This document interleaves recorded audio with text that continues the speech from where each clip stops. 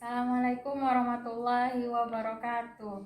Perkenalkan, nama saya Shima Akila dengan NIM 19011112888, mahasiswi jurusan Sosiologi Universitas Riau. Di video kali ini saya akan membahas mengenai karakteristik sosial urban menurut dua tokoh. Yang pertama yaitu Louis Wirth dan kedua Max Weber. Langsung saja, tokoh yang pertama yaitu Louis Wirth. Louis Wirth ini lahir pada tanggal 28 Agustus 1897 di Amerika Serikat. Beliau merupakan sosiolog perkotaan yang sangat terkemuka. Lalu apa sih menurut Louis Wirth ini mengenai urbanisme? Menurutnya, urbanisme adalah cara untuk hidup, atau urbanism is a way of life. Ada 3 unsur penting menurut Louis Wirth yang menentukan ataupun menyebabkan terjadinya urbanisme. Yang pertama, size, yang kedua density, dan ketiga heterogeneity. Apa itu size? Size adalah ukuran ataupun banyaknya populasi yang menempati suatu perkotaan. Lalu yang kedua ada density. Density adalah kepadatan.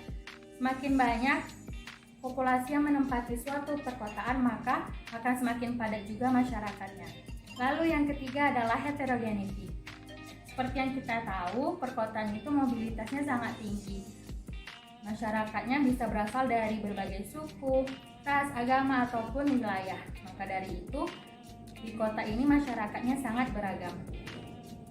Itu adalah unsur yang dikemukakan oleh Louis Wirth. Lalu menurut Louis Wirth, apa itu kota ataupun perkotaan?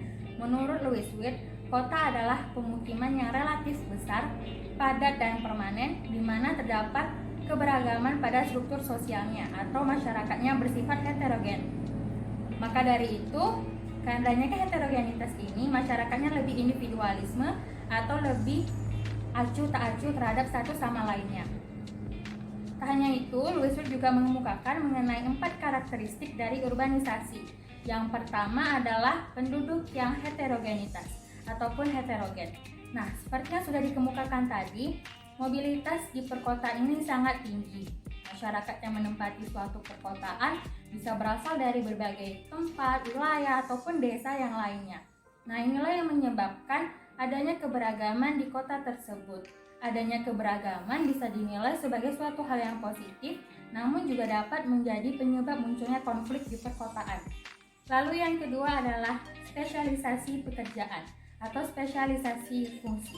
Nah, adanya penduduk yang padat, maka kebutuhan akan memenuhi. Kebutuhan masing-masingnya juga akan meningkat. Inilah yang menyebabkan masyarakatnya terbagi-bagi ataupun terspesialisasi dari segi peran dan pekerjaan. Lalu yang ketiga adalah anonimitas ataupun impersonalitas. Karena adanya heterogenitas di masyarakat, terus penduduknya juga berdedikasi pada pekerjaan dan adanya spesialisasi pada pekerjaannya, masyarakatnya ini lebih bersifat individualisme. Adanya interaksi antara masyarakatnya itu hanya untuk hubungan pekerjaan saja.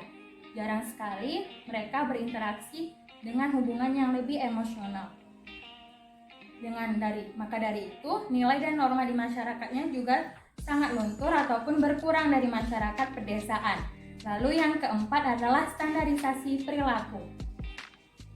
Masyarakat perkotaan ini kebutuhan akan untuk memenuhi kebutuhan itu meningkat. Maka dari itu mereka sangat berdedikasi pada pekerjaan dan menginginkan hasil berupa materi. Sebelumnya, kalau bisa dilihat masyarakat pedesaan ini lebih kepada interaksinya yang sangat erat, tapi kalau masyarakat perkotaan ini mereka berdedikasi atau tujuan utamanya adalah mendapatkan pekerjaan layak, memperoleh gaji yang banyak sehingga mereka dapat memenuhi kebutuhan yang banyak ataupun persaingan hidup yang ketat di perkotaan. Maka dari itu dapat dilihat menurut Louis Wirth ini, masyarakat yang berubah dari masyarakat pedesaan ke masyarakat perkotaan, maka hubungannya juga akan berubah dari hubungan yang primer menjadi hubungan yang sekunder. Masyarakat pedesaan ini yang sebelumnya cara hidupnya bersifat tradisional menjadi masyarakat yang hidup dengan cara modern di perkotaan. Selanjutnya, tokoh yang kedua yaitu Max Weber. Max Weber ini tumbuh dengan menyaksikan revolusi industri di tempatnya, sehingga dia memberikan pengertian mengenai apa sih kapitalisme ini. Kapitalisme kerap kali dikaitkan dengan perkembangan teknologi, seperti contohnya tenaga uap. Tetapi ada pengertian yang menurut Max Weber munculnya kapitalisme ini karena ide, yaitu ide keagamaan, yaitu agama Protestan. Mengapa demikian? Karena menurut Max Weber, agama Protestan ini tidak ada penghapusan dosa.